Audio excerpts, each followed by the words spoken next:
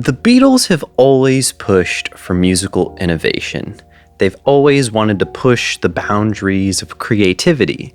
And in doing that, they've actually created a lot of new concepts and even technologies. They're actually responsible for some pretty historical changes in how music was recorded, how it was affected, and they even created new techniques that we still actually use today. One of them being automatic double tracking, which was famously created because John Lennon hated doubling his vocals.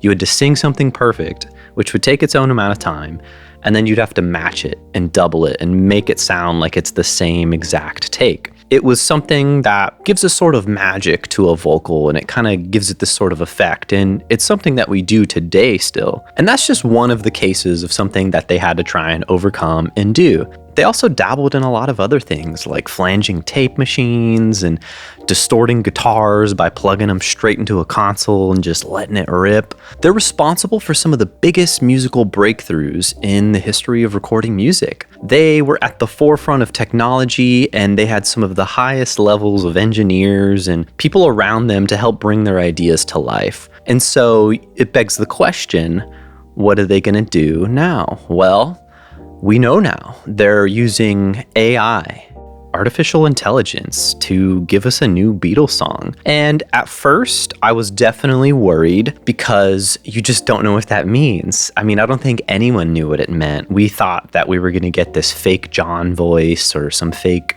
George or something weird like that, because I think in today's era, we're not really sure what to think of AI. We don't really know exactly what it is because it's a lot of different things.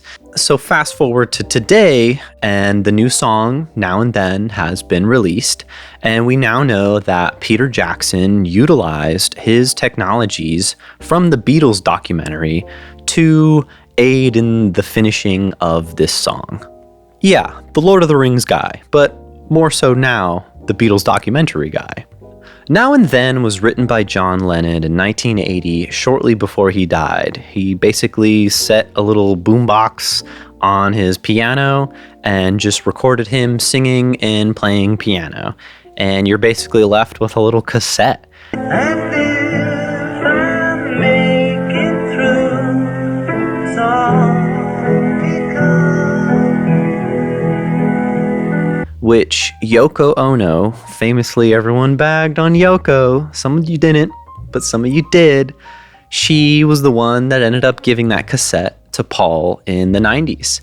And they ended up trying to use the tape back then to actually record the song and work on it, but they just weren't happy with the technologies at the time. They couldn't get it clean enough. They couldn't get the quality that they wanted for something that would have been one of their last songs.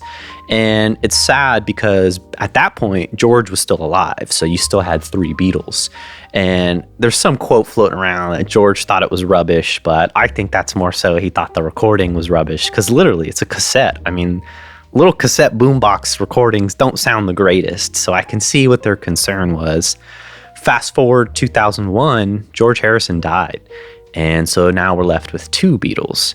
And so they really just shelved that. They kind of just put it away for a little bit in hopes that maybe the technology would come around, that they could work on that. So fast forward 2 decades later, Peter Jackson develops this new technology called Mal, which is named after a famous Beatles roadie, Mal Evans. And it was basically this artificial intelligent machine learning technology. It was basically able to separate audio in a new way that we haven't been able to do before. Because the problem in the documentary was that they only had like a single mic up, or maybe they would have 2, but in reality, they had 1 microphone that was recording their whole conversation, all their practice, everything was just going into 1 microphone. So with Peter Jackson's Mal technology, they were able to separate those pieces of audio for the first time. That's why we were able to hear conversations that we were never able to hear before. And you look at it today, they were able to separate John's voice from John's piano, all from a little cassette tape. It's kind of impressive when you think about it. I mean, imagine if you had a completely baked cake and somehow you're able to put it through a machine and it spat out flour, eggs, and sugar. Wouldn't that be crazy? Well, that's basically what's happening now. And with the approval of John Lennon's son and George Harrison's widow, they were able to push forward with this and use this song as kind of the last Beatles song. It's what they've pretty much said this is. And it's a really beautiful thing when you think about it like that. But even knowing all that, it still scared people because we hear that word again, AI, and we're just concerned like, well, what's that gonna be? Especially with the introduction of ChatGPT and other similar services like that, it really started to make people think that AI was this one specific thing. But in reality, AI is a lot of different things. I mean, your phone uses AI to give you clearer pictures. Spotify uses AI to develop what songs you like into a playlist. It's all over the place, and frankly, it's all over the world at this point. What's really concerned people, though, and I think what everyone's fear was that they were going to create some sort of fake John Lennon voice. You know, like that was the big fear, was like, are they going to try and do some artificial John? And the reason people thought that was because, I don't know if you saw, there was some songs going around that were supposedly sung by Drake in The Weeknd, which actually weren't them.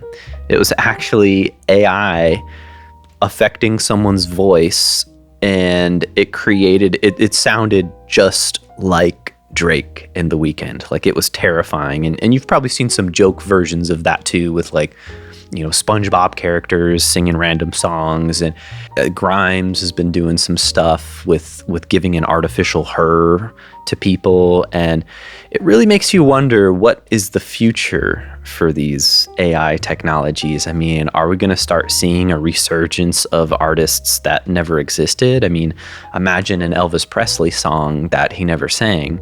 Is that okay?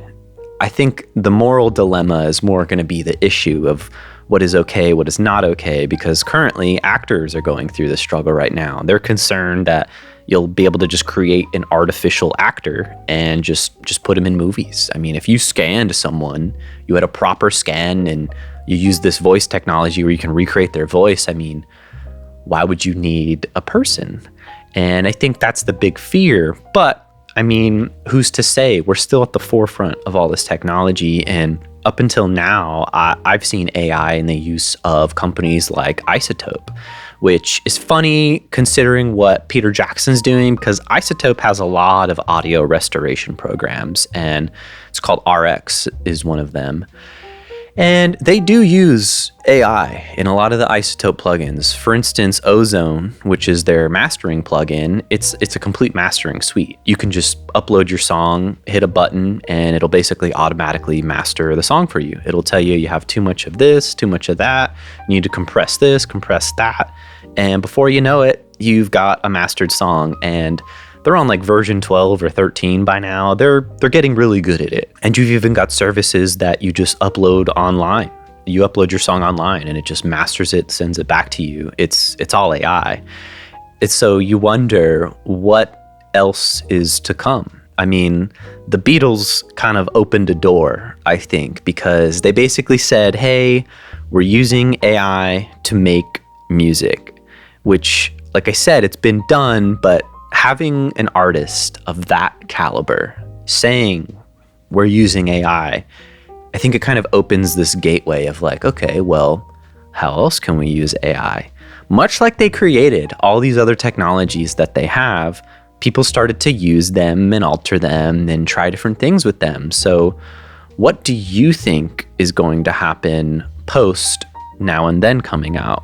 I mean, I think the sentiment is really beautiful. I think the song is beautiful. I don't know if you've listened to it, but it definitely gives you those Beatle vibes, and I think it gives you chills when you hear, John, I'm getting chills right now talking about it. It gives you chills to hear this song that wouldn't have been put out. It wouldn't have been released. It would have just never been a thing up until today. And it's actually interesting because I've got a little quote here, but according to Carl Perkins, which was a famous musician, Lennon's last words to Paul were, "Think about me every now and then, old friend." It's haunting, isn't it, to think those were his last words to Paul, and it's kind of been Paul's mission, really, this song. It's been something that he's been spearheading, trying to, give us one last taste of the Beatles. And it's really cool because they even got archival footage and some home videos from John's son and family and George's widow, and that's how you were able to see that video that they released, which is really cool. If you haven't seen it, I'll link it below, but it's got all the Beatles, playing the song live. Not live, but like a music video style, and it's cool. It's got different eras of the two missing Beatles, and it's like magical. We're in a magical time, This is really only the beginning of all this, and I just kind of wanted to make this video. I'm not trying to break down the song or analyze the chords. I mean, people could do that for days. I've seen people talk about the loudness of the song, which to me, I don't care. It's something that they were happy with. They, as an artist, what makes you happy ultimately is what you want. It's your vision, it's your product, it's your imagination. And so if it's something that they all thought that, like, hey, yeah, this is what we want to do, this is what we want to put out, then by all means, let them just release that and enjoy it. If you don't enjoy it, then don't listen to it. I don't know. But all I know is I really liked the song, and I like that it's going to start bringing this discussion about of how are we going to start using AI more and more in songs, more than we already are, because we already are using it, people. AI is already out there. It's been out there, and it's not as scary as we think, in my opinion. I mean, in theory, AI is going to help us get things done faster.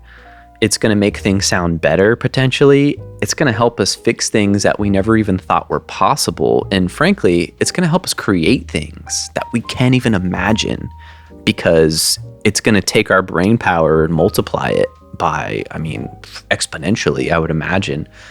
And so I really wanted to make this video because I really want to open up a discussion. I'm really here to inform and discuss things in the music industry, the music world, whether it's mixing music, creating music, writing music, the business of music. But this video is about AI in music. So I really want to know from all of you, are you scared of what's to come? Did you like the Beatles song? Did you think it's cool? Did you know what the AI was? Because I still think that not too many people understand what was done to the song. For all I know, they think it's a fake John, but at this point, there's a lot of stuff out there. They've got the video.